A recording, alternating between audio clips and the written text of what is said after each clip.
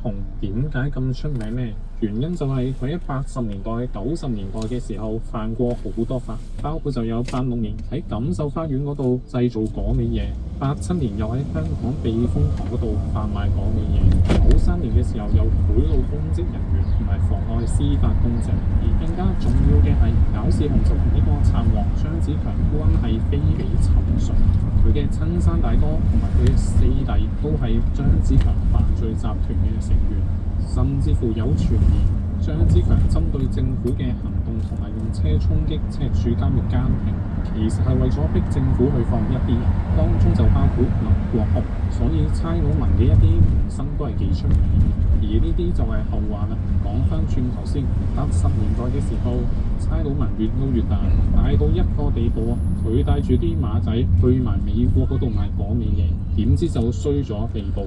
佢啲手下就因為呢單 case 被重判，要喺美國受刑。至於佢本人呢，就比較好彩，揾啲靚頂咗，自己就甩身，因為證據不足而獲釋咗。可能係呢單嘢令佢受挫，再加上佢因為政治嘅原因唔睇好香港嘅未來，咁佢就一度轉向低調，移居加拿大。直到去到97年之後，佢先再回流返嚟香港發展。回流之後啊，倪經文就繼續喺灣仔嗰度做返以往嘅工作，例如就喺區內經營嗰啲桑拿浴室啊、酒吧啊等等，又會以前輩嘅身份放貴你俾嗰啲成日去佢場嗰度消費嘅警員，因為佢又撈返起咗，所以香港嘅警方亦都開始關注佢。而喺01年4月，警方掃佢啲場嘅時候呢，就喺佢其中一間桑拿浴室嘅夾萬嗰度，發現有50本借咗佢錢嘅警員嘅委任證影印本。喺香港，佢啲生意就被掃蕩，導致咗佢嘅收入就大減啦。為咗揾錢，差佬文就同好多14K 嘅黑社會大佬一樣，喺嗰時轉向咗澳門嗰度從事搭馬仔嘅生意，一邊就帶啲貴賓賭客去賭場嗰度玩樂，並且賺取佣金；另一邊就向啲輸咗錢嘅賭客放貴利。呢咁佢就成日都要過澳門嗰度睇住啲生意。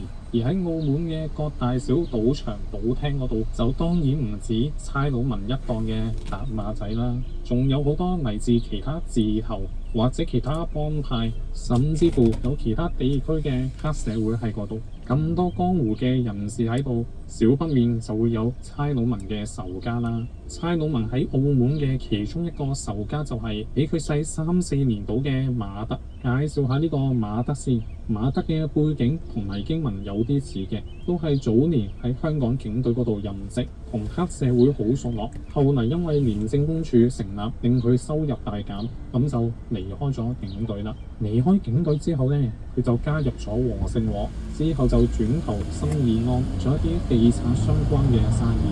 然而，由於佢處事嘅風格比較激進、比較濃、比較出位啊，新義安就覺得唔係好容到佢，咁佢就又過檔咗去14K。而入咗去14K之後呢，早年佢就因為同倪經文合作拍戲，咁就相識咗。再之後佢就返咗上大陸嗰度揾食，主要就喺深圳、上下沙地區嗰度經營一啲地下嘅賭檔。開呢啲賭檔，自然就會邀請返啲熟人朋友去捧下場㗎啦。其中一個受邀請嘅就係倪經文。喺2000年嘅某一晚，差佬文呢就應邀去咗馬德嗰個賭場嗰度玩啊。點知佢就一晚輸咗6球咁多。輸完之後啊，差佬文就宣稱懷疑馬德喺賭局入面出線，用呢個做藉口，只係還咗當中嘅4球，剩低嘅2球尾數就唔肯找埋佢。為咗呢2球嘅尾數啊，差佬文就同馬德反咗面，兩個人亦都多次講數，但一直都未可以達成共識，從此就變咗仇家。而去到08年嘅時候，根據一啲報道啊，馬德嘅老婆就喺澳門嗰度輸咗大錢，為咗幫老婆去還錢，馬德就去咗澳門嗰度跟屬於豹子堆、出名惡、激進、麻煩嘅九子華、黃官華喺皇冠賭場嘅大中華賭廳嗰度做搭馬仔。呢個九子華亦都係值得介紹下嘅。九子華比差佬文細12歲左右，據講佢喺江湖上同人爭鬥，冇咗隻手指，所以就俾人叫九子華。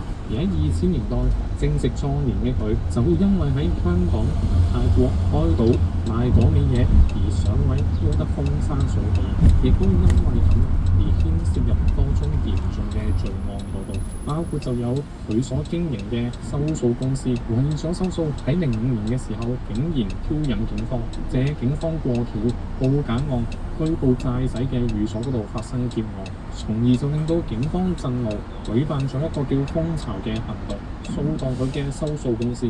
另一單包括在內嘅就係同年何文田愛民村熟食檔嘅命案。根據嗰單 case 嘅被告嘅警戒口供，被告就係跟九子華嘅，為咗九子華嘅命令而做低咗同九子華講唔掂數有泰國黑社會背景嘅事主，而因而令到九子華被追捕。Sorry, I can't look at you. I might miss the rate. Your piece of shit mother didn't make it. And you won't either if you don't learn these 4 things that shut our bodies down completely. Number 1, castor oil. It gets in your lungs and your airways shut down. You can't breathe, you can't think, your chest locks up and it feels like you're suffocating from the inside. Number 2, cedar wood. This one fries your entire nervous system. Your brain goes into full panic, your heart rate spikes, your legs stop working the way you need them to. 後嚟呢個咁麻煩咁忙嘅九子華就輾轉去咗澳門之前提到嘅賭廳嗰度做搭馬仔，而喺澳門嗰度佢依然好出位，出手好狠猛。喺08年初嘅時候，就因為一個泰國籍嘅中介人還唔到錢，咁佢就揾手下伏擊呢個中介人，搞到對方事無地等嘅九子華就收咗做嘢亦都好唔安分嘅馬德，再加上14K內部好分裂嘅，唔同字堆之間係各自為政，衝突不斷，種種因素加起嚟，就導致差佬文走向叛路。08年6月，馬德就向九子華提及差佬文爭佢仲有2球未還，話若果可以收翻呢筆尾數嘅話，佢就會有更多錢去做搭馬仔嘅生意，幫大揾更多嘅錢。聽完之後，九子華就覺得好爽啊！又可以向成個江湖展現下嗰啲經驗，俾啲江湖人士睇到佢自己屬虎同嘅力。於是佢就決定代馬德出頭追收呢筆款項。08年9月6號，差佬文去咗澳門之後，就同屋企人失去咗聯絡。佢個女聯絡唔到佢阿爸，擔心佢安全嘅情況底下，就分別喺9月8號同10號喺澳門嘅私營香港嘅警方報警。同時，差佬文嘅大仔亦都接獲咗一個叫做馬家文嘅友人嘅電話，對方就同佢講話差佬文已經俾人做低咗，叫佢哋成家人都唔使再揾。收到呢個消息之後，差佬文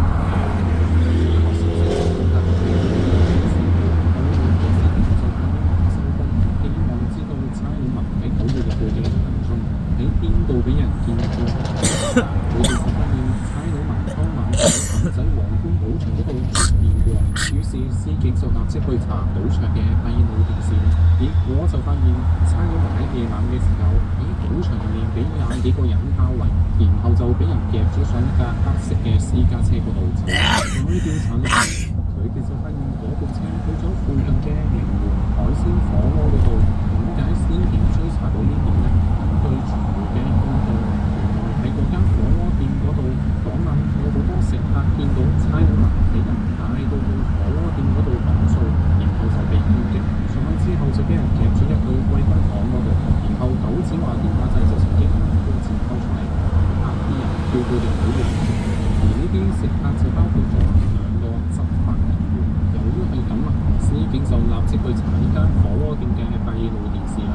查完之後，佢哋就發覺差佬文喺一帶入到火鍋店之後就冇進出過。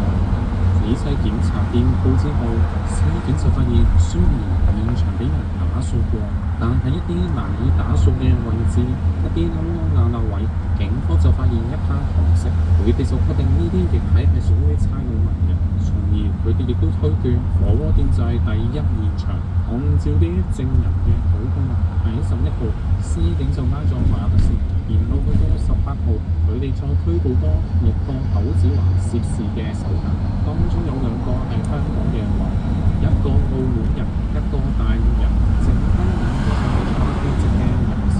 另外，澳門嘅司警亦都通緝在逃嘅九子華，縱使有咁多人被捕啊，但係佢哋都唔肯講差佬文喺邊，理由亦都唔難理解嘅，就係只要揾唔到差佬文，佢哋入罪嘅機會就低好多。去到10月21號，即使揾唔到差佬文，但佢啲家屬確信佢已經離世，咁佢哋就喺香港嗰度為差佬文舉辦後事，而呢個後事亦都有超過200個嘅江湖人士出席，包括同差佬文同期警校畢業嘅陳慧文、14K 勵志隊嘅江湖大佬胡蘇雲，咁大嘅場面亦都觸動咗警方嘅神經，令佢哋派出超過60人喺場外監視同埋登記啲人嘅身份證資料。本嚟家屬已經向傳媒表示，覺得揾翻嘅機會好渺茫，亦都覺得揾唔到差佬文嘅情況底下，要入罪係好困難。然而，去到11月11號，因為一啲人為嘅錯誤疏忽，呢單 case 又有新嘅進展。話說喺澳門新口岸昆明街鳳凰台發現一個高層嘅單位，原本就係九子華手下另一個離咗職嘅香港警察租住嘅。It's a one-on-one tour via golf team. Actually, I chose one.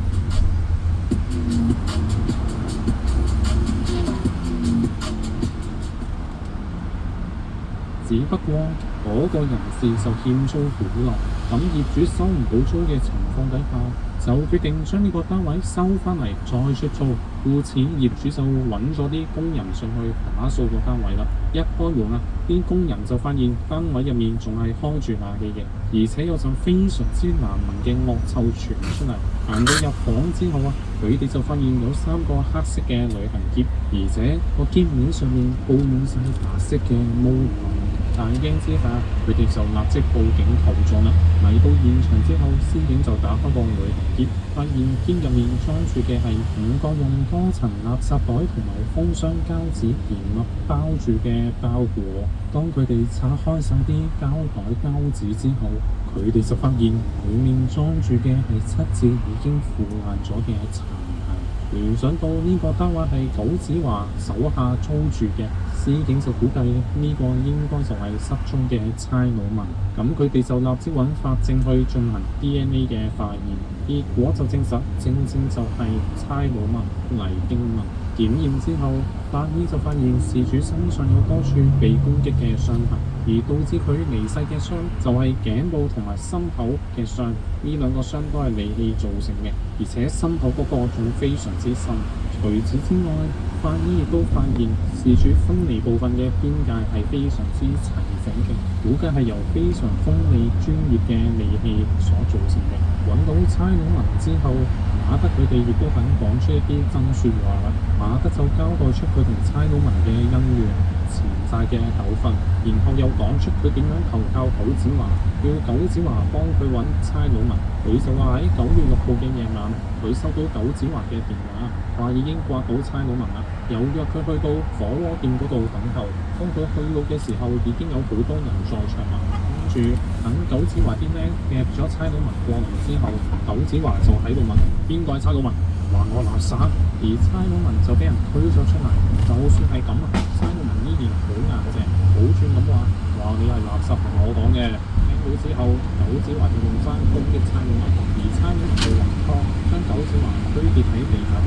見到大佬俾人喐過，咁佢啲細嘅就立即上前攻擊差佬文。而當中一個傻友嘅手下就立住把刀對準差佬文嘅心口嚟咗下，差佬文不知倒地，然後就俾人拖入廁所啦。跟住馬德同埋九子華就立即離開火鍋店。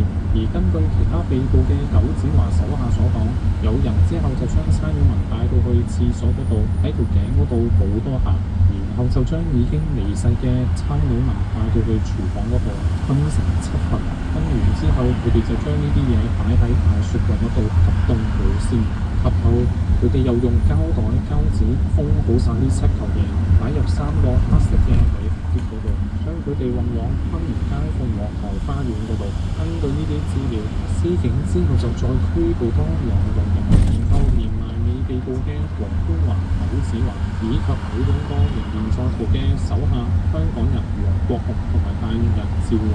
澳門當局總共檢控12個人，告佢哋涉嫌觸犯黑社會罪、嚴重傷人罪、侮辱、非法處理遺體等等。不過值得注意嘅係，呢12個人裏面冇一個係馬德所講嘅嗰個常務。2010年1月26號，呢單 case 喺澳門初級法院嗰度開審。喺庭上面，馬德就話佢只係叫九子華幫手揾人，唔係追訴，又話佢冇諗過做低差佬文，係嗰個傻友自打自還。佢話自己之後就走咗人啦，唔知差佬文已經離世。佢更加聲稱話差佬文條數喺當日已經有人代佢找咗。總之佢就話關佢事件啦，而其他嘅被告亦都係類似嘅講法，就話關自己事。例如第三被告黃國輝咧就話佢係冇直接參與㗎，佢只係事後收咗一個好聽經理30萬，要求佢幫手處理已經離世咗嘅差佬文。佢話冇所謂嘅幫手，只係負責啲嘢啫，冇落手去做嘅。另外，亦都有7個被告喺庭上面推翻晒佢之前向警方入罪嘅情況，佢哋否認咗之前承認嘅劉子華本身嘅身份同埋黑社會成員嘅身份，亦都話冇參與過件事。例如3個太直嘅被告本嚟就向警方承認佢哋係劉子華條咧喺門口幫手提水，確保冇人知道嗰入面發生咩事。但喺庭上面佢哋就推翻晒。去到2010年3月10號，法院就作出判決，12個被告入面9個人被重判，包括首被告仍然在逃嘅九子華、黃冠華就全部罪成，合共被判囚25年。馬德就3項罪名成立，判囚23年。第三被告曾經係香港警員嘅黃國輝，被判4項罪名成立，判囚21年9個月。第四被告仍然在逃嘅黃國雄就被判囚21年。第六被告黃建威同埋馮志雄就因為黑社會成員罪各判囚6年。第10、第11、第12呢3個泰國籍嘅被告就被判2項罪名成立，各自被判囚9年。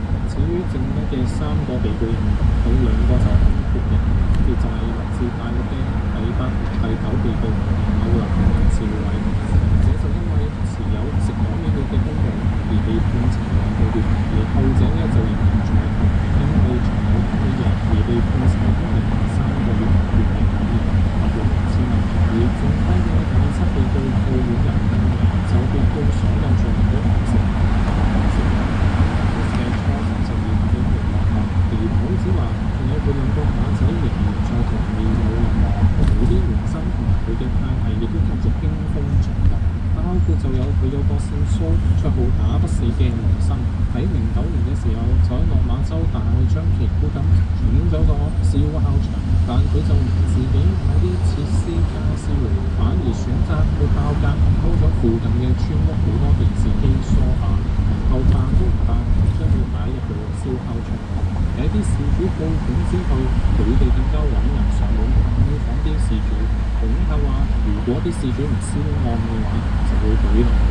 又包括喺2011年11月嘅時候，九子華就同呢個所謂嘅廟街節爭奪油麻地廟街榕樹頭攞帶嘅攞嘅嘢同埋私煙嘅利益，不過當時攞帶冚唪唥，亦都令到業權區按交易嘅地膽60歲嘅豬姐被民建聯恐嚇。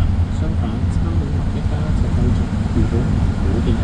到到2011年5月8號，差佬文仔就喺廣州天河區嗰度做工準備。根據啲報道，當地警方係要做錯事，只係唔知佢哋因為巴士被撞車。4個月後，澳門嘅終審法院就裁定檢察員上訴得直，將3個泰籍被告由從犯改為正犯，刑期由9年大幅加刑去到18年。理由係佢哋喺現場就算只係睇水，都冇反佢嘅行為。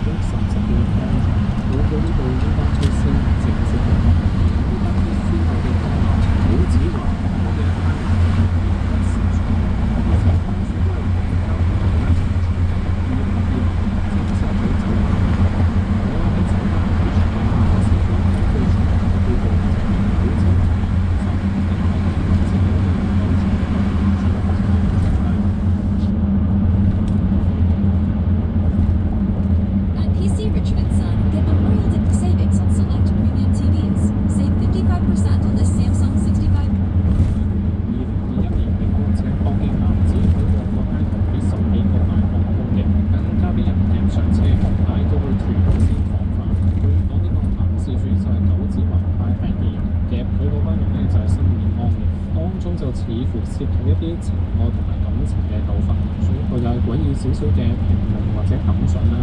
首先就係今集嘅資料咧，主要就係嚟自幾份嘅報紙同埋一啲法庭嘅報導啦。呢點咧同以往係一樣。當然呢樣嘢其實有限制嘅，就好似喺呢單 case 入面，報紙同埋喺法庭上面講嘅嘢，未必就真係個真相或者一啲江湖嘅地方。始終有啲黑社會嘅嘢啊，江湖上面嘅嘢未必好適合真係喺報紙同埋法庭上面公諸於眾嘅。譬如陰謀論呢個係咪只係爭嗰兩球，嘈多幾句就做低咗西路文咧？會唔會背後涉及更多嘅利益，譬如南華仔嘅利益、講啲嘢嘅利益，又或者涉及更多人咧？呢啲都未必適合公諸於眾。咁呢度只可以提供嘅就係一個傳媒同法庭嘅判斷，就冇一點想講。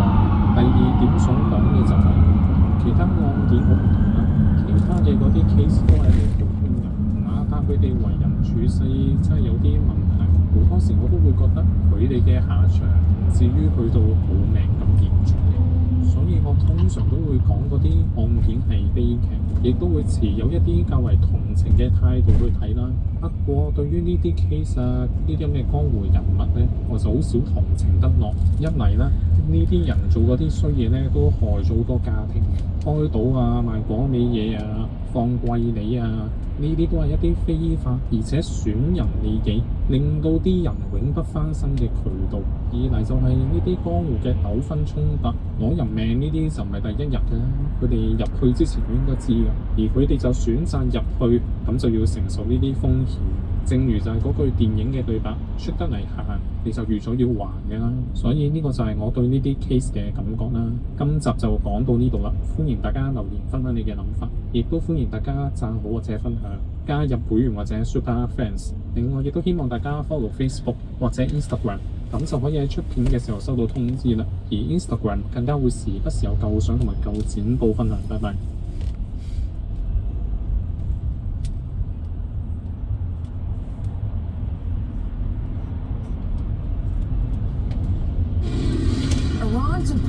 Israel and the United States have launched. As the U.S. and Israel continue. Russia is providing China is a And Chinese military ships. Russia. China's global infrastructure project. 2026年，正當全世界嘅目光都被中東同俄烏嘅炮火牽制住晒嘅時候，地緣政治反美四大金剛入邊，發唔發覺有一個近排特別低調呢？原因係佢已經靜靜雞換咗個玩法，就係悶聲發大財。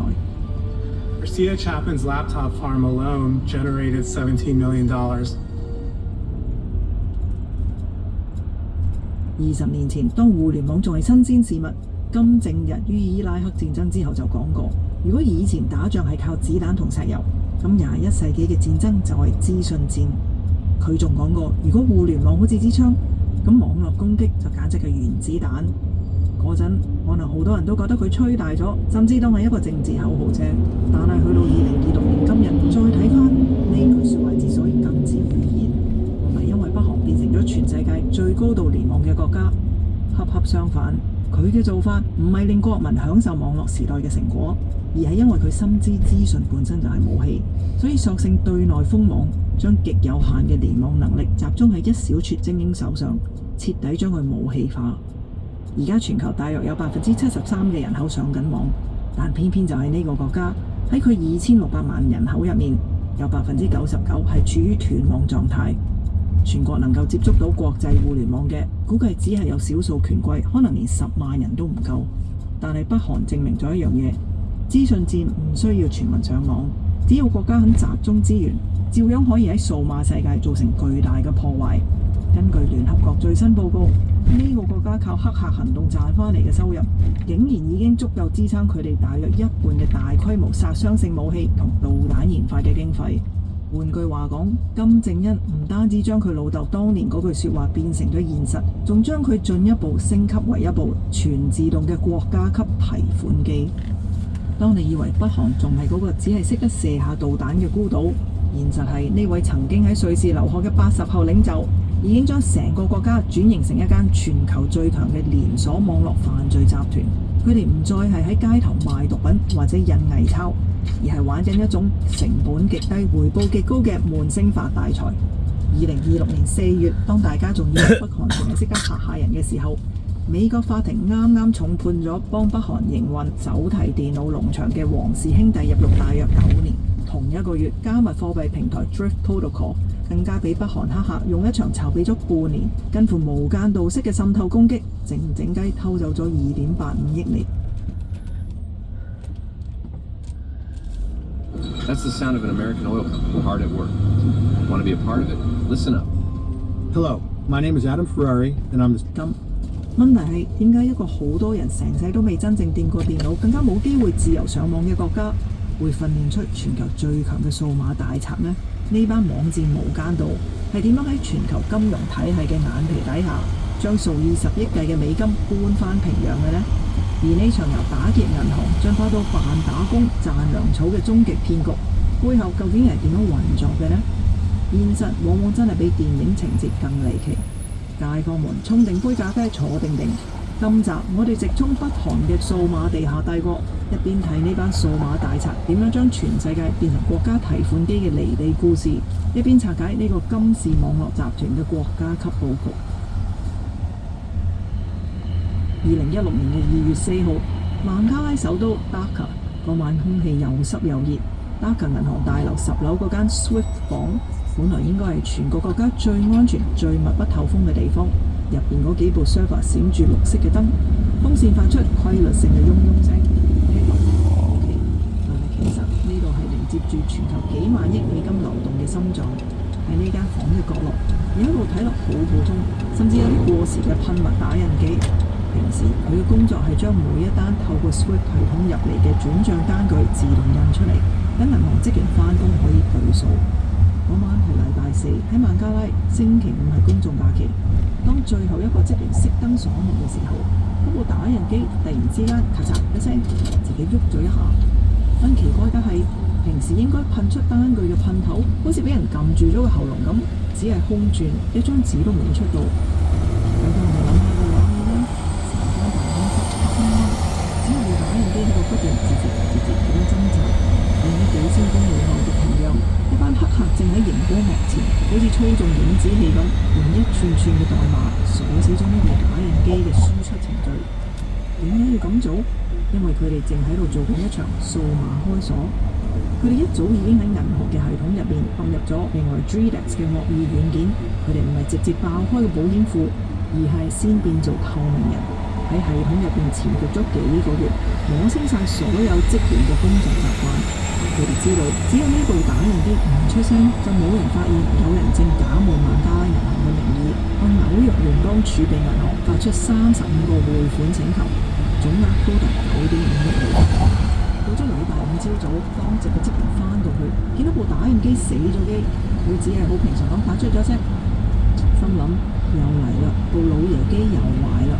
跟住佢就試重新開機，冇反應，換墨盒都係冇反應。對孟加拉人嚟講，設備故障簡直就已經係佢哋生活嘅一部分。嗰位職員完全唔會聯想到呢個係一場足以令國家破產嘅劫案前奏。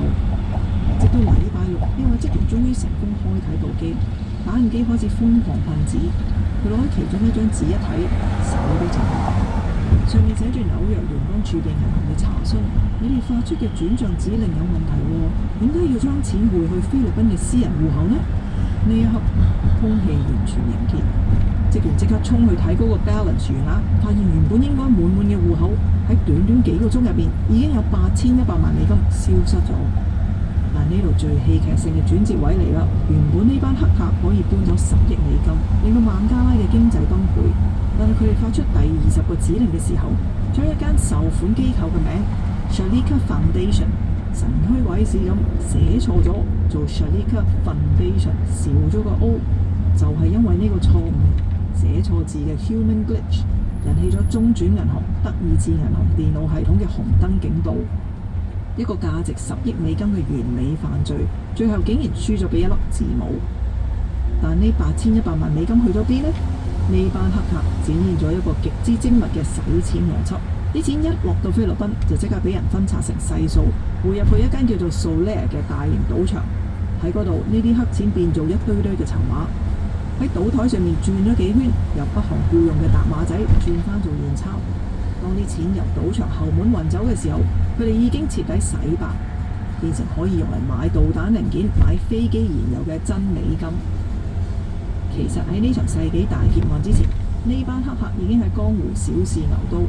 2013年，佢哋試過爆入孟加拉一間子銀行，偷咗25萬美金買餸錢。2014年，佢哋仲因為不滿荷里活拍戲醜化金正恩，索性爆入 Sony Pictures，將人哋啲未上映嘅電影同埋高層醜聞電郵全部公開，搞到成個荷里活雞飛狗走。但係嗰陣嗰啲都仲係小打小鬧，或者係為啖氣。2016年孟加拉 SWIFT 一役可以話係呢班黑客嘅成名作。呢場仗係2010年代嘅經典北韓黑客風格。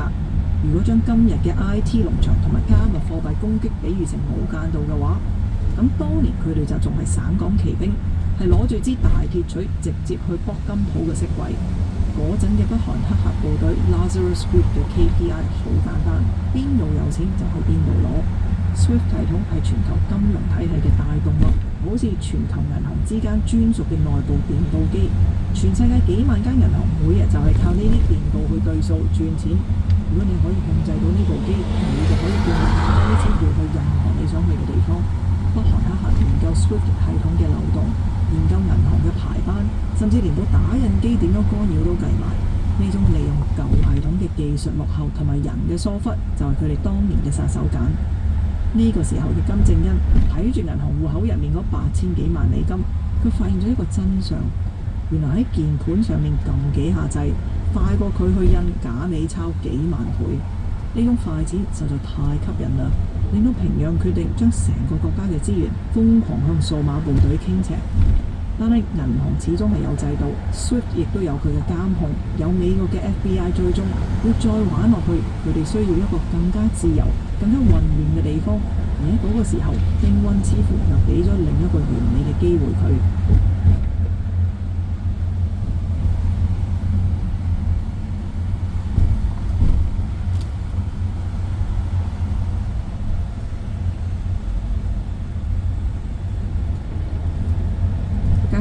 如果話2016年嗰單銀行大劫案係暴力破門，咁到咗2020年，因為 Covid 全球封城，世界停擺，但北韓黑客嘅大航海時代先至正式開始嘅。嗰陣大家喺屋企隔離，悶到發慌，全世界嘅錢都湧入咗一個叫做加密貨幣嘅新大陸，呢度就係北韓黑客睇中嘅新戰場。點解？因為佢哋發現喺傳統銀行落手嗰種 friction 仲係太強，你要過 SWIFT 嘅監控，要經過美國嘅中轉行，人哋話凍結就凍結，但係喺加密貨幣嘅世界，冇中央銀行，冇差佬，甚至冇人可以撳到凍結掣。呢度係一個價值幾萬億美金，但係連門鎖都未整好嘅荒野。2022年3月，當時東南亞一隻加密貨幣機叫做 Axie Infinity， 風靡全球。好多菲律賓越南嘅街坊，全家人坐喺嗰啲簡陋嘅木屋入邊，每人攞住部舊手機，就係為咗呢隻 game 入邊刷嗰啲叫做 SLP 嘅幣嚟養家。呢隻 game 嘅背後有一條專屬嘅區塊鏈叫做 Ronin Network， 佢承載住幾十萬玩家嘅血汗錢，總市值當時超過咗6億美金。呢個 Ronin Network 就好似一間起喺半空嘅金庫，四面八方都有人送錢入去。而呢間金庫唔係靠一個人揸鎖匙，而係靠9個保安員 Validator Notes 共同看管。只要有其中5個保安員點頭呢，金庫道門就會打開。呢種設計原本係為咗去中心化，理論上你要同時搞掂5個唔同地方嘅人，應該係難過登天嘅。但係喺北韓黑客嘅眼入邊，呢9個唔係咩守護神，而係9個會攰、會驚、會貪心嘅人。佢哋冇去攻擊區塊鏈嗰啲深奧嘅密碼學代碼，因為太浪費時間啦。喺2021年11月，因為玩嘅人太多，系統塞車塞得好犀利，為咗快呢 X 嘅刀你就當佢係其中一個保安員啦，就做咗一個臨時安排。佢哋授權咗俾開發商 Sky Mavis 話：喂，呢排好忙啊，我開個權限俾你，你幫我簽住名先啦。原本話呢個安排去到1個月之後12月就完㗎啦。但係 Sky Mavis 班工程師忙到嘔，竟然唔記得咗撤銷呢個權限，呢個行政疏忽就變咗一個致命嘅後門。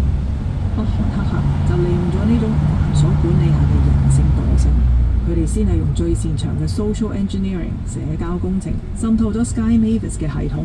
通常做法係透過假嘅 job offer 呢類型嘅理由。一旦入咗去，佢哋發現自己唔單止攞到 Sky Mavis 自己嗰4個保安員嘅權限，仲因為嗰個唔記得咗撤銷嘅權限，順手牽羊攞埋 XCDAO 第5個簽名。2022年3月23號，喺大家仲喺度打緊怪獸賺緊幣嘅時候，北韓黑客喺個 command 視窗上面輸入咗幾個指令，冇警報，冇爆炸，喺數碼空間入面幾十萬粒以太幣同幾千萬粒穩定幣由 Ronin 嘅金庫靜悄悄咁流向咗黑客嘅銀包。呢次佢哋一口氣搬走咗6.2億美金。最荒謬嘅係呢間公司竟然喺6日之後，因為有玩家想提款提唔到，先至驚覺，原來俾人穿咗櫃桶底喎。呢6日時間，北韓黑客就早已經將啲錢拆散晒，透過 Tornado Cash 呢啲運幣器洗得乾乾淨淨啦。呢單案話俾世界聽，北韓黑客已經進化到唔再需要用暴力。佢哋發現要搞掂最頂尖嘅科技，最快嘅方法就係搞掂嗰個揸住 keyboard 嘅人。2021到2022年，佢哋喺加密貨幣世界入邊足足提款超過咗10億美金。呢啲錢去咗邊？呢啲錢絕對冇入到北韓老百姓嘅袋，而係變咗平壤夜晚最閃常嗰啲導彈發射塔。北韓1半以上嘅核武研發機構，竟然係由全國打機友同埋幣圈街坊供養出嚟。2024年去到今日2020年，如果你仲以為北韓黑客只係呢啲遠方隔住9萬里得嚟錢，咁你唔係天真。呢班數碼特工已經由單純嘅調查進化到好似電影前單收出咁，直頭係用埋呢個世界入面隨時可能會坐喺你隔離嗰位同事啊。2025年2月，當時全球最大交易所之一 Bybit 發生咗一單令人毛骨悚然嘅劫案，損失金額係天文數字15億美金。呢單案係人類史上最大宗嘅加密貨幣涉案，最恐怖嘅唔係金額，而係個手法。黑客完全冇爆過 Bybit 嘅 server， 佢哋係玩緊一場長達1年嘅長線大佈局。佢哋先係喺 LinkedIn 嗰度砌咗一大堆假嘅 profile， 個個都寫到自己係矽谷名校畢業，喺 Google 或者 Meta 做過 IT 精英。想像下，你係 Bybit 嘅員工，每日喺 Slack 同你傾偈，喺 GitHub 幫你執 code 嗰個 Mike， 頭像係一個陽光燦爛嘅大男孩。喺 Zoom 開會嗰陣 ，Mike 唔單止個樣好真實，仲帶住少少加州口音，有時仲會同你抱怨話個 Zoom 有啲延遲，或者講下矽谷嗰邊嘅天氣。但係 Mike 呢個人根本唔存在，佢係北韓黑客用 AI Deepfake 執出嚟嘅樣，個聲係 AI 合成，而操縱呢個假人嘅本體可能正坐喺平壤或者中國某個城市一間冷冰冰、成陣霉味嘅地下室入面。呢班黑客發起咗一個叫 Trader Traitor 嘅行動，佢哋唔係急住偷錢，而係花幾個月時間同你做 friend 建立信任。Last week, my store camera caught this person walking out with one of my jewelry pieces without paying. What he didn't know is he didn't have to take it. Everything in my store is already free. After 38 years, I've decided to retire. I built this store myself. I made my very first piece with my own 2 hands when I was young, and that's how all... 等我哋完全當佢係戰友嘅時候，佢就會喺個 Slack 度 message 你。喂，我寫咗個好正嘅 trading bot 喎，你要唔要幫手試下個 beta 版啊？只要你一時好奇，喺公司電腦度開咗嗰個檔案，你就親手將成個公司嘅後門鎖匙交咗俾佢。Bybit 個單案，黑客就係潛伏咗喺外判商入面，等到有一日 Bybit 要進行大規模資產轉移嘅時候，佢哋喺 code 入邊偷偷地加咗一粒隱形嘅轉向指令。就喺嗰0.1秒，15億美金本來應該去 A 錢包，結果就咁變咗去北韓嗰個 B 錢包。去到2026年4月，即係啱啱發生冇耐嘅 Drift Protocol 劫案，呢班黑客更加係玩到極致，佢哋再唔係搞啲外判商啦，係直接派人應徵去咗嗰個核心開發團隊。根據 FBI 初步調查，呢班黑客喺 Drift 呢個項目籌備階段就已經用假身份滲透咗去開發者社群。佢哋平日表現得非常之積極，幫手寫文檔，又幫手修補漏洞，攞到晒所有開發者嘅信任。但係沒有最荒謬，只有更荒謬。就係呢班黑客喺呢個項目入面潛伏咗半年，表現好到年尾連最佳員工獎都攞埋啊！問你服未？去到2026年4月1號，全世界仲以為係愚人節玩嘢嘅時候，佢哋發動咗攻擊。呢次唔係因為個代碼有 bug，而係因為人有 bug。佢哋利用手上最高嘅權限，好似揸住主人房鎖匙咁，直接將 Drift 個金庫打開，搬走咗2.85億美金。呢個階段嘅北韓黑客已經由盜賊變成咗頂級騙徒。佢哋深知道2026年嘅網上保安技術已經好強，所以佢哋唔再去撞門，而係直接去攞你條鎖匙。呢種 social engineering 社交工程嘅最高境界，就係令你覺得佢係你自己人。講到呢度，聽開 YOLO 嘅街坊們，係咪覺得好似有啲耳熟呢？冇錯，早喺呢班北韓人之前，世界級嘅黑客大神 Kevin Minnick 已經教過我哋，最勁嘅黑客技術唔係爆系統，而係去爆人啊！想重溫 Kevin 嗰段傳奇故事嘅街坊，可以撳右上角嘅連結睇返。喺2026年，我哋大家已經習慣咗遠端工作 （remote work）， 好多同事一世都未見過，大家只係一堆頭像同埋 ID。北韓黑客正正利用咗呢一種隔住個 mon 嘅疏離感，將成個區塊鏈世界變成咗佢哋嘅大型無間道現場啊！而當佢哋發現扮同事可以玩得咁癲嘅時候，金正恩個生意腦又轉咗一下喎。既然我哋花咁多資源去扮打工，點解唔順便賺埋嗰半年嘅糧呢？一箭雙雕啊嘛，又係噃。國家級打工計劃就係2026年北韓黑客最令人頭痕嘅轉化。以前佢哋係爆入去偷錢，而家佢哋直接入去你嗰度返工。你公司請咗個住喺美國 CV 靚到識飛嘅 IT 大神，每日準時喺 Slack 報道，啲代碼寫得又快又靚。但呢個人好可能正身處遼寧丹東或者瀋陽，甚至係俄羅斯嘅海參崴。街坊，你可能會問：喂，美國大公司唔係會 check IP 嘅咩？唔係有背景調查嘅咩？冇錯，要瞞過 Nike、波音呢啲 Fortune 500公司嘅網絡安全監控，北韓黑客單靠 VPN 係唔夠嘅。所以呢度佢哋就要用真正嘅美國人幫佢哋 set up 一個硬件驗硬法。於是佢哋喺美國揾咗一班好似 Christina Chapman 咁嘅接頭人。呢啲接頭人唔係乜嘢黑幫大佬或者咩 IT 專家，可能只係一個想賺外快嘅普通美國師奶。於是佢哋喺美國本土揾咗一班接頭人，搞出咗一種叫做電腦農場嘅 set up。喺美國 Arizona 一個叫 Litchfield Park 嘅中產住宅區，空氣入面沉浸住嗰陣沙漠邊緣特有嘅翳悶同埋乾燥。呢度啲屋一間間齊齊整整，睇落平凡不過。直到2023年10月，一份搜查令打破咗呢度嘅寧靜。一隊全副武裝嘅 FBI 探員帶住搜查令抵達一間平平無奇嘅屋外面，封鎖咗現場。當佢哋推開呢間屋嘅大門衝入去之後，佢哋好快就嚟到一間好唔尋常嘅房，入面除咗一張工作台之外冇雜物，取而代之嘅係一排排整齊嘅金屬長架。喺呢排架上面密密麻麻咁排開咗超過90部 laptop， 每一部機嘅機身上面仲貼住一張張五顏六色嘅 memo 紙，上面寫住晒唔同美國企業冒充緊邊個被盜用嘅身份，甚至連 password 都寫埋喺上面。喺旁邊嘅角落仲堆住一沓沓未拆開過嘅牛皮紙信封，入面裝住嘅係更多準備加入呢個農場嘅全新手提電腦。佢哋即刻知道呢個就係佢哋揾緊嘅證據，傳說中嘅 laptop farm。呢堆發出微光嘅熒幕背後串連住一個跨越半個地球嘅造假網絡。Christina Chapman 透過呢排 laptop 幫班北韓 IT 喺美國揾工，合共為金正恩賺咗1700萬美金。2025年7月23號，呢位農場主人 Christina 正式被判入獄8年半。呢排 laptop 最終由一部滾快錢機變成咗 Christina 通往監獄嘅入場券。好似 Christina 呢類人，每個月收住幾千美金嘅管理費，就幫金正恩管住幾十個打入咗 Amazon、波音甚至一堆非科技公司嘅內鬼。最諷刺嘅係咩？當 FBI 同保安專家去通知呢啲公司話：喂，你個員工係北韓特工嚟㗎，有啲老闆竟然答翻轉頭：吓？呢個人係我哋最好嘅 best employee 嚟嘅喎。街坊，你以為北韓特工真係個個都係矽谷天才？其實真相係呢部手提電腦後邊，有時根本就唔係一個人，係成隊影子團隊。有時你以為請咗一個工程師，其實後邊有10個、15個北韓勞工幫緊你做嘢。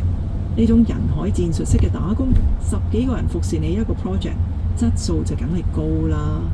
呢班喺丹東、瀋陽或者海參崴嘅所謂模範員工，其實只係國家級嘅廉價勞工，生活直頭同奴隸冇分別。佢哋24小時俾人監控住，如果跑唔到數、達唔到 KPI， 面臨嘅懲罰係極之嚴厲，甚至會連命都冇。佢哋辛辛苦苦賺翻嚟嘅美金呢，最後全部變晒做北韓嘅外匯糧草。If you're tired of constantly switching glasses, you have to try this. Throw away your outdated reading glasses and expensive progressive lenses. One pair is all you need.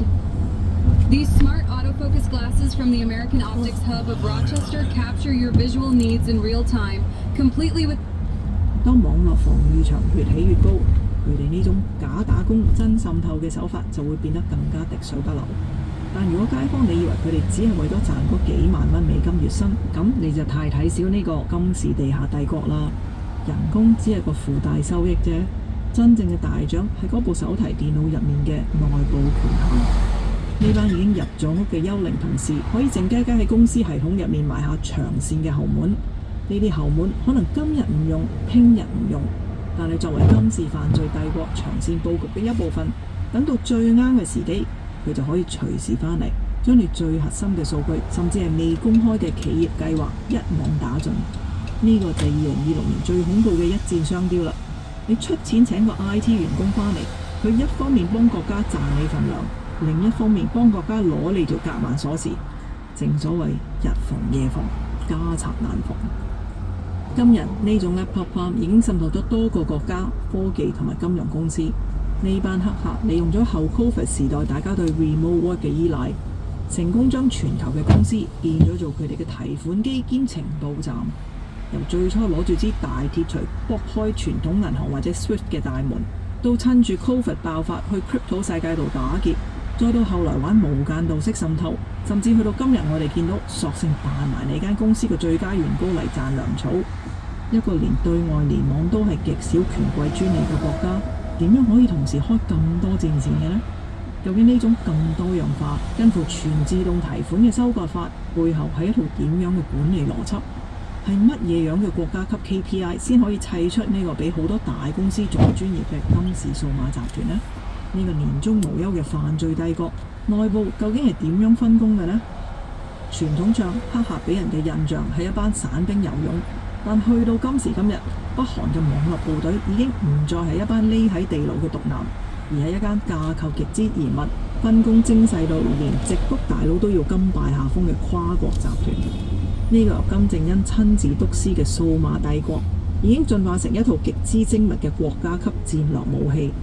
喺北韓，網絡作戰被稱為萬能寶劍，地位同核武、導彈平起平坐。今日我哋就根據2026年最新嘅西方情報，幫大家拆解呢個數碼版嘅東印度公司到底係點運作啦。不過開波之前都要同大家戴個頭盔。今日見到嘅組織圖，全部都係由美國 FBI、微軟或者 Mandiant 呢啲西方保安專家，透過分析病毒代碼嘅指紋同 server 重疊嘅時間，一步步推論出嚟嘅。呢個帝國主要由兩個互相競爭又互相合作嘅體系組成。首先係偵察總局 RGB， 你可以當佢係成個國家嘅對外總司令部，亦係一部瘋狂跑數嘅外匯收割機。RGB 最特別嘅地方係佢自負盈虧，玩緊一種以戰養戰嘅模式，一邊派好似 Lazarus 呢啲小組去全世界搶錢，充實國庫兼揾埋自己嘅運作經費；另一邊就利用呢啲資源同技術去執行軍事間諜任務，例如偷核武圖則或者航天數據。簡單嚟講，佢哋係北韓喺國際制裁下唯一可以揾到外匯同黑科技嘅核心。根據2026年最新資料，佢哋每個部門都有 KPI， 跑唔到數，分分鐘唔係炒魷魚咁簡單啦。另一個體系就係國家保衛省 MSS， 即係所謂嘅政治警察啦。佢哋規模比 RGB 細，任務亦都比較傳統，主要係保衛黨同金正恩，例如監控脫北者、追蹤記者或者針對研究北韓嘅學者。如果我哋再轉深多幾層呢，就要睇下 RGB 下面最令網絡安全界頭痛嘅110研究所啦，即係以前嘅 Unit 121。呢度係集中分據說有成6-7千人，行在細分咗幾隊嘅專科醫生。第一隊係大家聽得最多，負責撐起成個國家國庫嘅 Lazarus。呢組人目標好明確，就係錢、錢同埋錢。2018年 DOJ 起訴書直接點名嘅元祖就係佢啦。無論係 SWIFT 銀行劫案，定係加密貨幣交易所嘅大爆破，全部都係佢哋嘅威水史。國家大約1半嘅導彈研發經費都係靠佢哋供養嘅。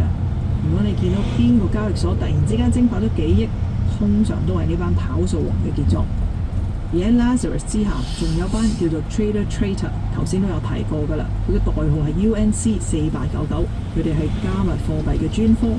2025年2月發生嘅15億美金 Bybit 案就係佢哋打出嚟㗎啦。佢哋最叻係用社交工程攻擊加密貨幣公司入邊嘅開發人員。Lazarus 之外，第二隊就係負責偷未來嘅情報蒐集隊，主力 team 係叫做 Kinsuki 同埋 Andariel。呢班人唔係去櫃員機撳錢，而係滲透入各國嘅國防承包商，去人哋個腦嗰度攞嘢。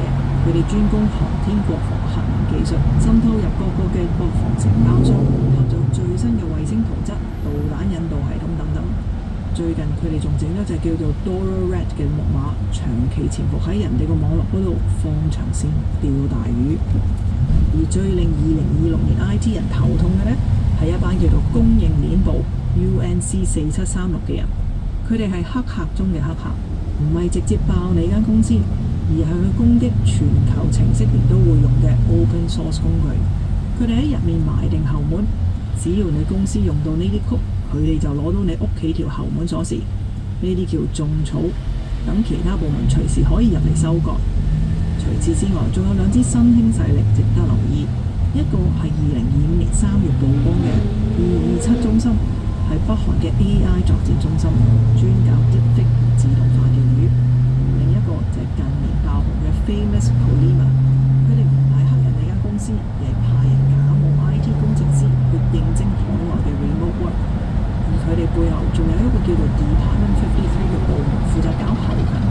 呢個 Department 53隸屬國防部，佢哋唔係黑客，而係特工經理人。冇錯，特工都有經理人，負責喺老撾或者中國嘅邊境設集體宿舍俾呢班 IT 員工住，再將佢哋賺翻嚟嘅人工抽傭洗乾淨，最後上繳國庫。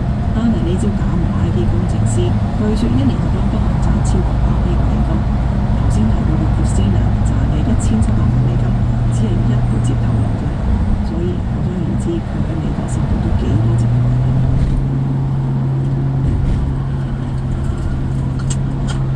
Were you recently injured in a car accident?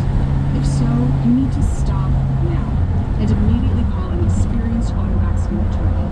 Look at this check for $237,000. This settlement and many others like it were payments our team of legal experts obtained for our clients. If you have not been in an auto accident, feel free to speak to me. We don't want this to happen. But for those of you still watching, I'm going to share the best way for you to achieve the maximum settlement. The right attorney can help you get top compensation for your vehicle or property damage, medical bills, lost income, and pain and suffering. To obtain the most compensation for your car accident, we need to know if the accident was not your fault, if you were injured, and if the accident 呢啲都講到錢喺死方度呢，披露咗部極之龐大嘅洗錢部，外部中國洗衣店 The Chinese Laundromat。佢哋會利用一啲中國嘅 OTC 場外交易經紀，透過幾千個戶口不停咁跨點轉移，將啲錢寫到 FBI 都追唔到。呢種跨國跨平台嘅洗錢技術，絕對係世界級嘅數據網站。但係大家亦都唔好唔記得，喺呢啲學似超勁嘅手法後面，隱藏住一個唔一樣嘅景象。喺邊境地區一啲灰蒙蒙、浸住陣陣霉味嘅寫字樓入面，坐住一班20幾歲由北韓最頂尖大學揀出嚟嘅天才。佢哋24小時對住熒幕，冇自由，冇得同屋企人通話。每日擘大眼就係瘋狂扮同事、寫病毒。睇到呢度，大家就明白呢個組織架構非常清晰，中央研發、專業分工，加埋高科技奴隸制度，最後得返嚟嘅錢全部上繳金主。呢個就係2026年北韓數碼帝國嘅運作真相。講到最後，街坊們，2026年今日嘅世界真係亂到七彩啊！中東嗰邊打到飛起，俄烏戰爭仲喺度拉腳，全世界嘅目光都放晒喺邊個先至有道德高地，邊個先至係正義之師。大家喺度爭論宗教教義同埋伊斯蘭世界嘅局勢，甚至連梵蒂岡教宗都走出嚟呼籲大家要重拾信仰。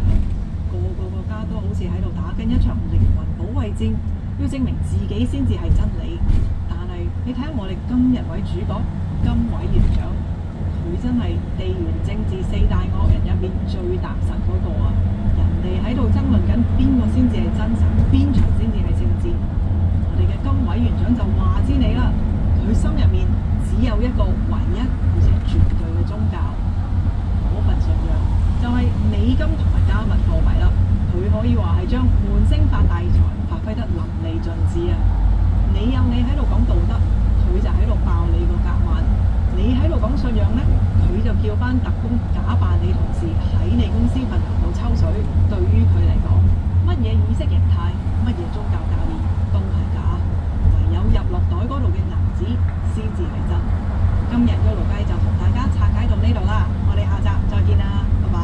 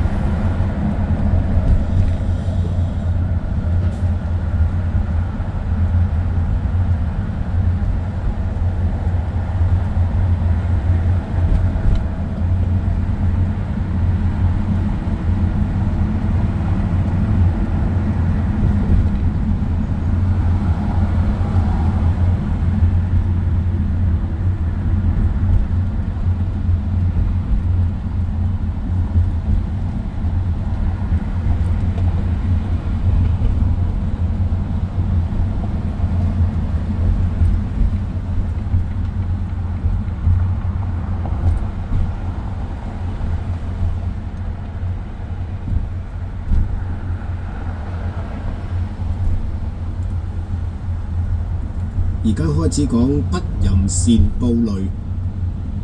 浙江杭州有一位劉先生，自細好學深思，一日到黑都揸住本書嚟睇嘅。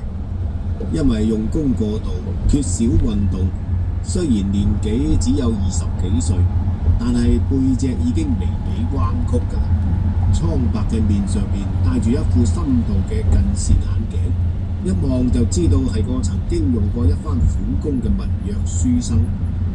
有一日，柳君外出去探訪親戚，挨晚返屋企，行到半路，忽然間狂風四起，大雨傾盆。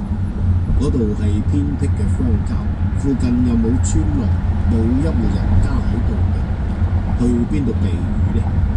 佢東張西望，發覺冇幾遠嘅荒原嗰度有一座小小嘅涼亭，佢就嗱嗱聲走去涼亭嗰度避雨。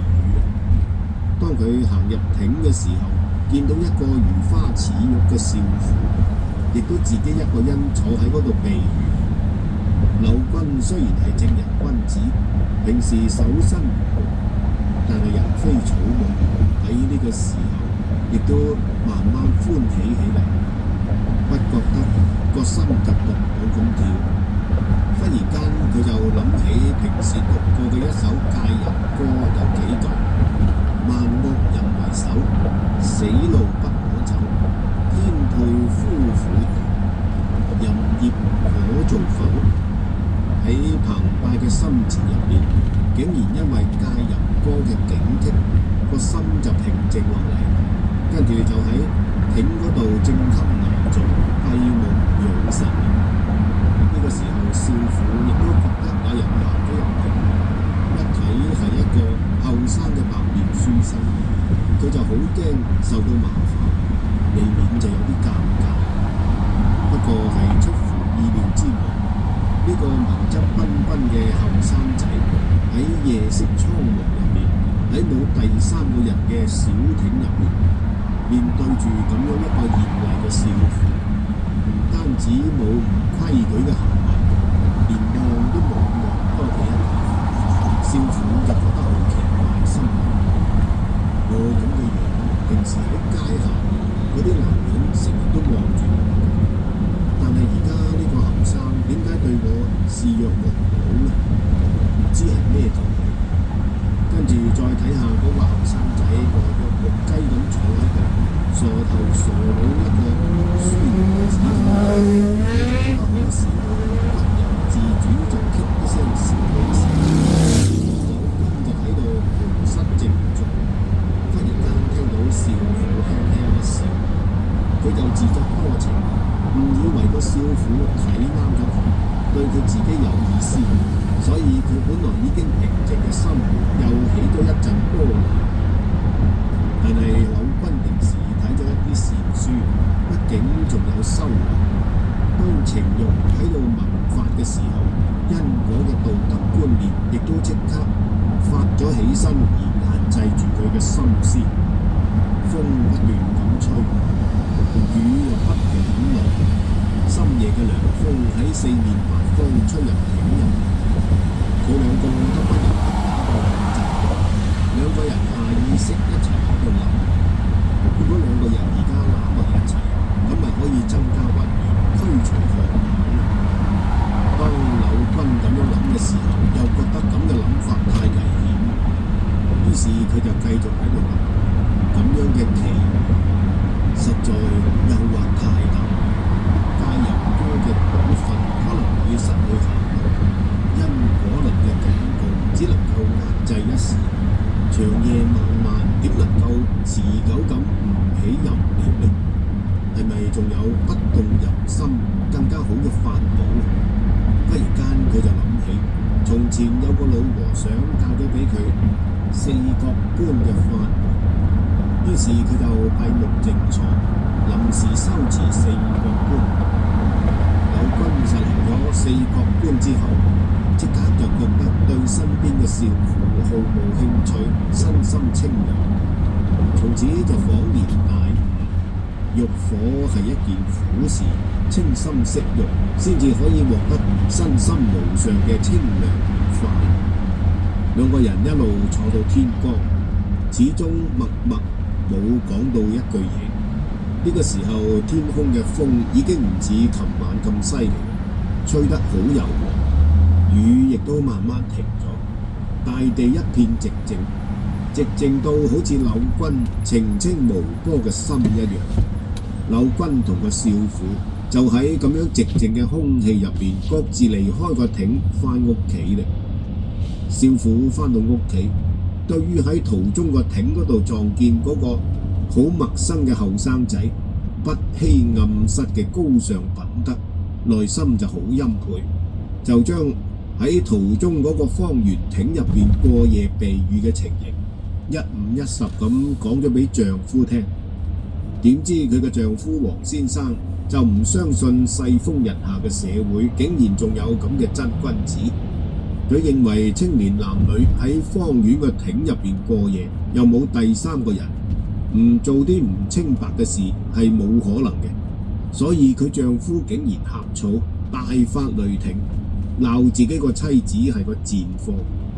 雖然經過少婦苦苦嘅解釋，話自己同個後生仔連說話都冇講過一句，但係佢丈夫反而認為咁樣係不近情理，責怪個妻子唔應該喺個艇嗰度避雨，無論如何幾大雨都要冒雨返嚟。一口咬定嗰個陌生嘅後生仔已經同妻子做咗啲唔乾淨嘅嘢，嘈到一定要離婚至得。嗰個少婦有口難辯，就只好被迫同個丈夫離婚。嗰年秋天，柳君就參加鄉試。雖然佢平時讀書好用功，但係因為用功過度，身體孱弱，所以考試時候寫嘅文章因為精神萎靡而心思枯竭，考得唔係好理想，認為佢嘅文章寫得唔係咁好，決定就唔錄取，已經將佢嘅文卷放咗喺廢卷堆入邊。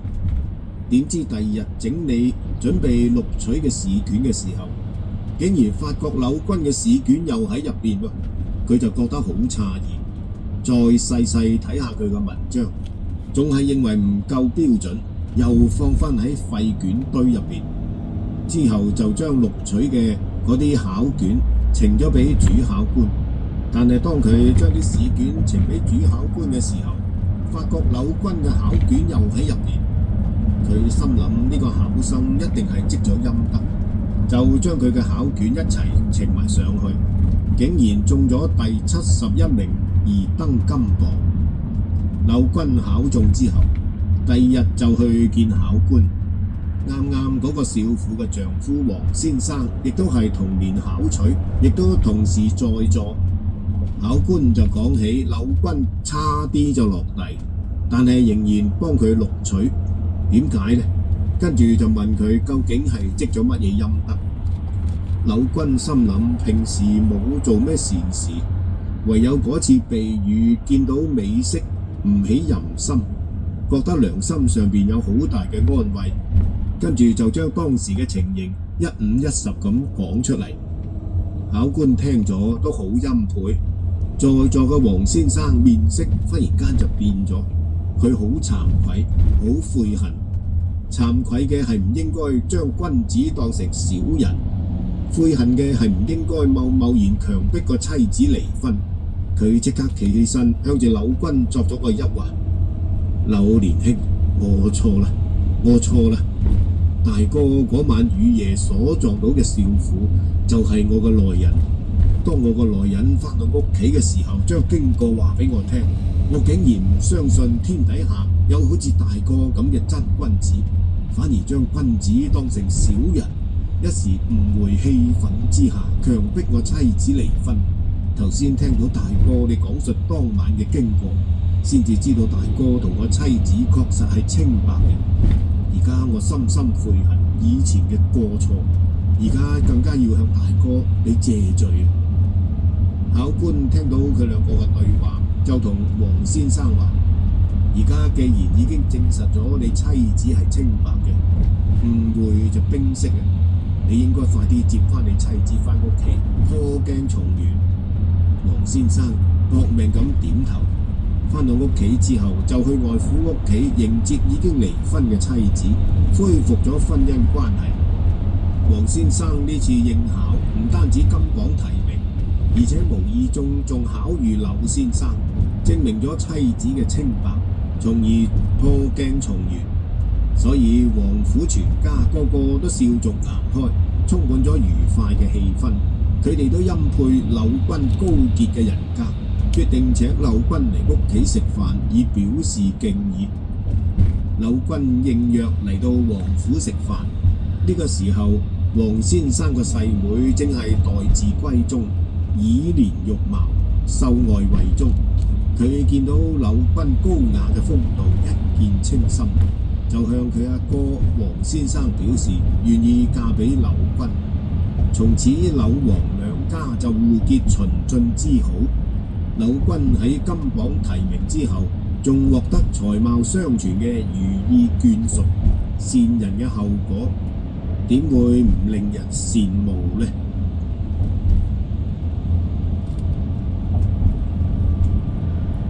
陸秀係明朝一位品學兼優嘅儒者，受到浙江臨安指揮使嘅禮聘，擔任馬府嘅家庭教師，專門教馬家嘅仔馬驥良誦讀四書。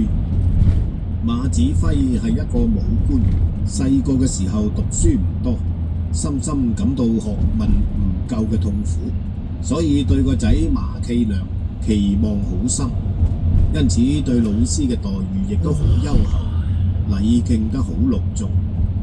陸老師嘅膳宿都係由馬府供給嘅。馬公館嘅人口眾多，除咗屋企嘅仔女之外，仲請咗年青貌美嘅婢女。珠圓玉潤嘅奶媽，鶯鶯燕燕。陸老師雖然未夠30歲，仲係壯年，不過置身其中，成日都係正襟危坐，從來都冇非分之想嘅。馬公子企糧讀書之餘，陸老師就成日同佢講述孝弟忠信嘅古仔，娓娓道來。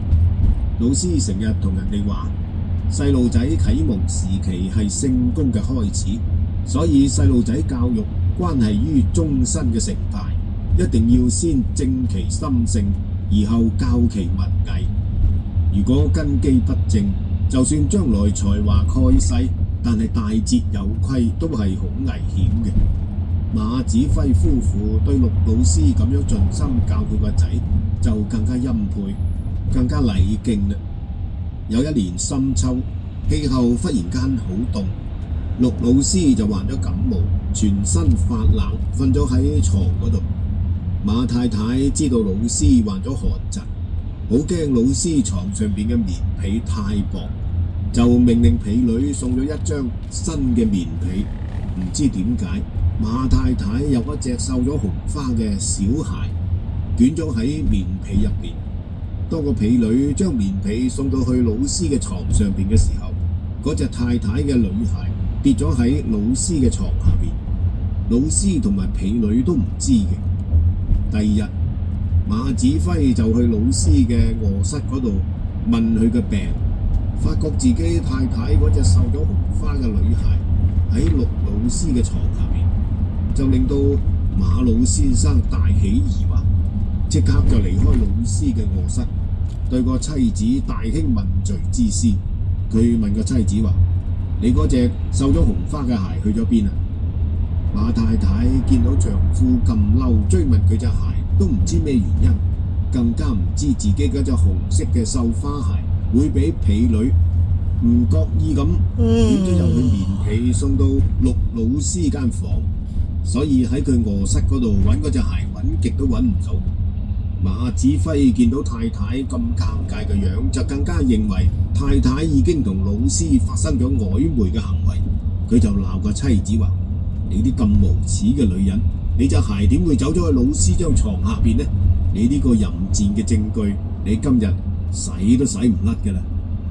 馬太太聽到自己隻鞋喺老師嘅床下邊發現，佢都大吃一驚，即刻就解釋話：陸老師係個督守孔子聖道嘅君子，我點敢同佢發生唔正當嘅關係呢？如果話我嗰隻繡花鞋發現喺老師嘅床下邊，但係我都諗唔出咩原因。佢諗咗一陣就繼續話：前日老師病咗，我驚老師張床嘅棉被太薄，吩咐婢女送一張厚啲嘅新棉被過去。如果我隻繡花鞋真係喺老師嘅床下邊發現，咁可能係婢女唔覺意捲咗入去棉被入邊帶咗過去嘅啫。跟住就將個婢女過嚟問清楚送被嘅情形，但係個婢女話當時冇見到太太隻鞋，所以馬子輝就更加確認老師同太太係發生咗唔正常嘅關係。馬子輝就搏命喺度鬧啊！乜嘢聖道，乜嘢君子？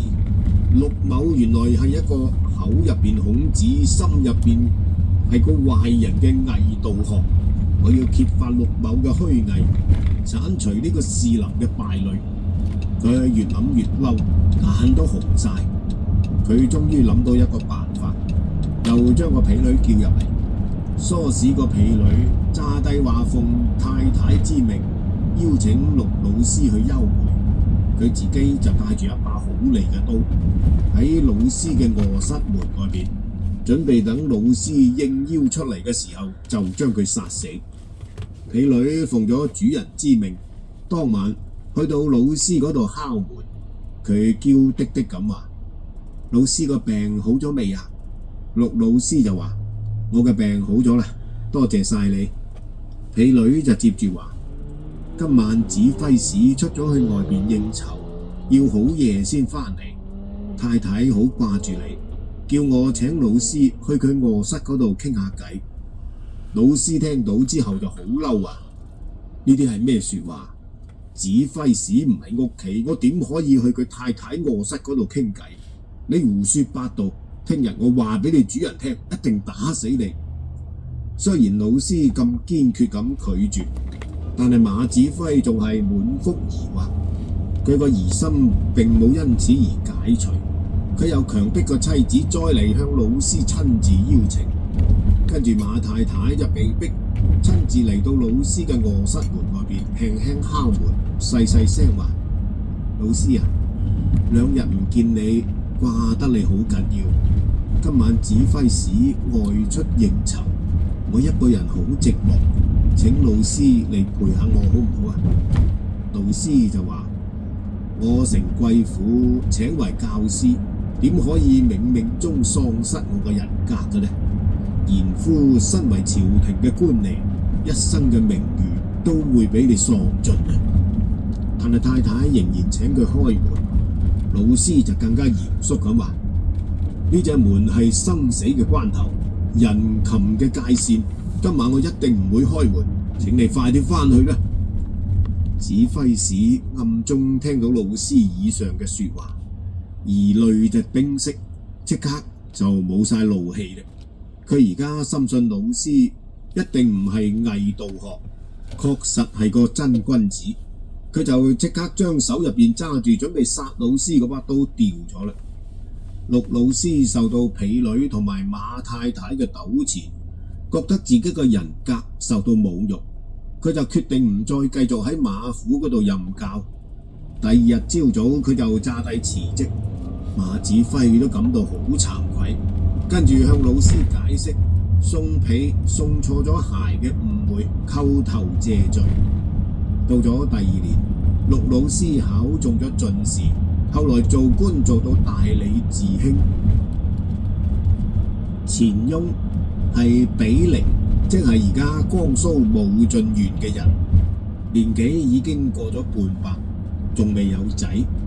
諗起人間嘅李哥話：30無子平平過，40無子冷清清，50無子無人問，60無子斷六親。講明一般普通嘅凡夫，如果冇子嗣呢，成日都感覺到寂寞嘅痛苦。錢雍雖然係一個忠厚長者，但係唔係學佛解脫嘅人，咁樣對於因為冇仔而引起嘅痛苦呢，自然唔能夠例外。同縣有一個姓余嘅老人，家境就好貧苦，因為人口眾多，負債累累，嗰啲債主紛紛就上門嚟討債，但係余家嘅妻子兒女都喺度又凍又冇飯食，點有錢還債呢？可憐嘅余老竟然因此被捕去到官府。余嘅妻女喺萬分困苦入邊，就向錢雍求救。錢雍好同情余家不幸嘅遭遇，問清楚佢哋爭嘅錢嘅數目，幫佢哋如數償還。佢自己又唔收借據，從此余老就獲得釋放，全家就逃離咗厄運。余老好感激錢雍救助嘅恩德，帶住妻女嚟到錢家嗰度多謝。錢雍嘅妻子見到余老個女係16歲嘅豆蔻年華，容貌又生得好端正，心諗自己唔能夠生育，搞到丈夫冇後裔呢個痛苦唔能夠解決，覺得好對唔住個丈夫。如果能夠將呢個小姑娘娶嚟做丈夫嘅妾侍，咁就可以解決錢家子裔嘅問題。佢就將呢個意思向余老夫婦講清楚，余老夫婦欣然同意。社會上一般好色之徒，成日借口個妻子唔能夠生育而納妾，但係錢雍唔係咁嘅人，佢對妻子嘅好意極力反對。佢好嚴肅咁話：成人急難而納其女為妾，呢啲係不仁嘅事。我個本意係行善，如果藉此機會而愚色，咁就更加係不義嘅事。我已經年逾半百一個老翁，點可以糟蹋人哋16、17歲嘅小姑娘呢？我寧願冇仔，都唔會做呢啲咁缺德嘅事。余老夫婦見到錢翁咁高義，更加感激流涕，拜謝而走咗啦。嗰一晚，錢翁嘅妻子發夢見到觀音菩薩同佢話：你嘅丈夫陰德好大，應該賜一個貴子俾你哋嘅。冇幾耐，前妻果然就受孕，過咗1年，竟然老蚌生珠，生咗一個又白又肥嘅仔。錢夫婦喜出望外，幫個仔改咗個名叫做天賜。嗰個仔成人之後，後來做官做到都御史呢個官職。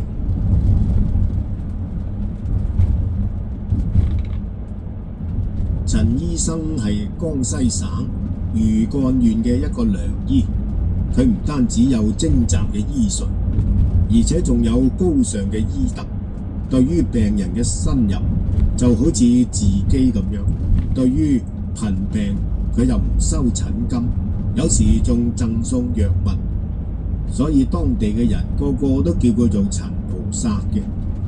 有個姓張嘅病人，屋企一貧如洗，但係又患咗富貴嘅肺癆病，全家陷於愁雲慘霧入邊。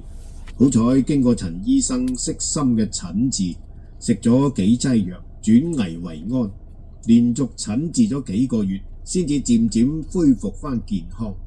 陳醫生冇收過佢分文嘅診金，仲幫助咗好多藥錢。